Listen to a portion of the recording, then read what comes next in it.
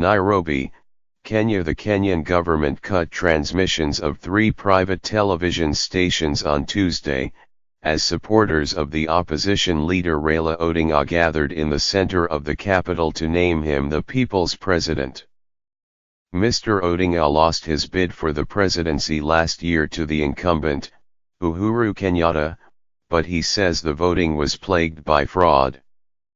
His supporters have been planning an alternate inauguration for months, and government and police officials have threatened to crack down on any such event. Police officers and officials from the Communications Authority of Kenya descended on a broadcast transmission station in Limuru, about 30 kilometers, or 18 miles, outside Nairobi, and disconnected broadcasting equipment, according to Linus Kaikai, the chairman of the Kenya Editors Guild and the general manager of the television division.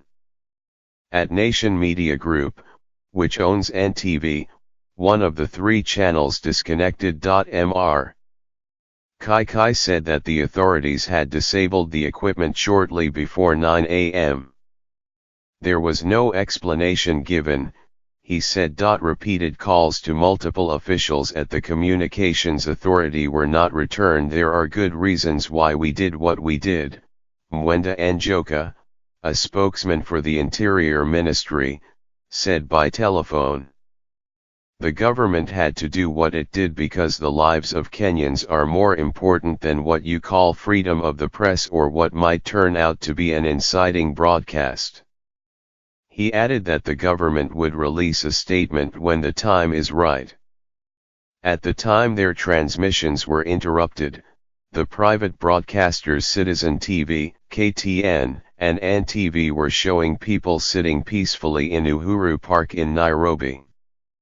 The stations continued to stream footage online, albeit with some interruptions, showing a growing but peaceful crowd. Mr. Kenyatta summoned the owners of several media outlets to a meeting on Friday at the State House, the official residence of the president, and warned them against broadcasting any ceremony for Mr. Odinga. Mr. Kaikai, the Editors Guild chairman, issued a statement denouncing the meeting, which he called a brazen threat that was intended to intimidate the media from performing its rightful role of informing the public on matters affecting them.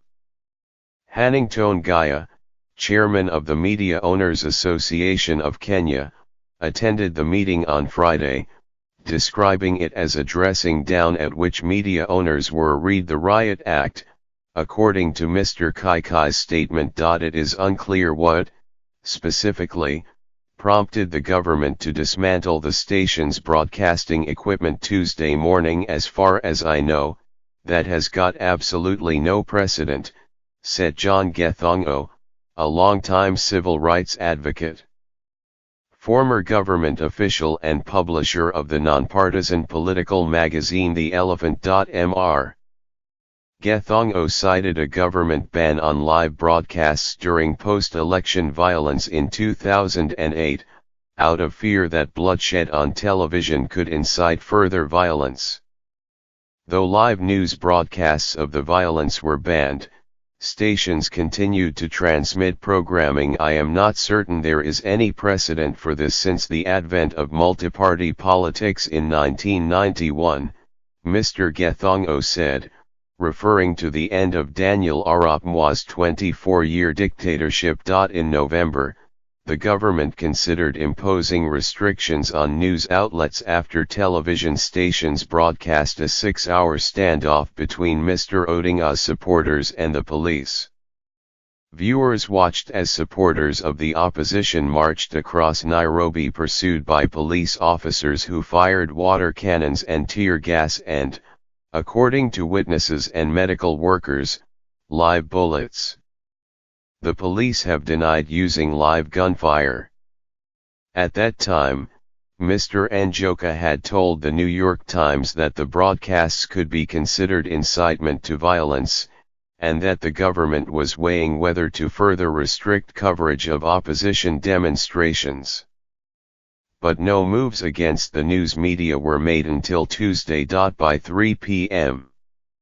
Tuesday, Mr. Odinga had taken an oath as the people's president and had given a short speech denouncing Kenya's electoral autocracy and election stealing. The park emptied immediately after he spoke. David Adyuda, a veteran Kenyan journalist, said the government's move to interrupt private broadcasts had exploded tensions that have been building between the media and the government for months. Local journalists have complained privately that the government began interfering with coverage last year, as the political campaign season kicked off, but few wanted to go on the record about political interference in their work. There's no doubt anymore that the government is out to cripple the media, Mr. Adyuda said. Previously, you would hear of anecdotal evidence here and there, but there was no concrete evidence. Now, here we have it. There is no justification for this, he added, speaking of the broadcast disconnect ions. This shows that we have a very intolerant government that does not respect media freedom, and for that reason, the media have every reason to keep fighting for every space to be able to operate according to the law. While Mr. Njoka, of the Interior Ministry, suggested that the television blackout was meant to maintain calm, Mr. Gethongo of the Elephant said it could have the opposite effect. I'm getting calls from my relatives up country, who obviously know this is happening, and they're getting bits from social media and telephone calls talking about mayhem in Nairobi, about a police crackdown, things that are not happening. Mr. Gethongo said that's what happens with a blackout, he said. The quality of the information goes down.